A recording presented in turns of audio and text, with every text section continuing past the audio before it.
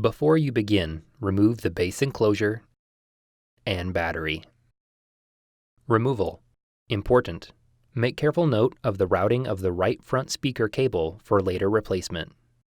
Disconnect the right front speaker cable from the connector on the system board. Remove the right front speaker cable from the routing channel on the top cover. Remove the two 2mm P1 Phillips head screws that secure the right front speaker to the top cover. Lift the right front speaker off of the alignment pins on the top cover and remove. Important. When replacing the right front speaker, ensure the two rubber screw gaskets are properly installed.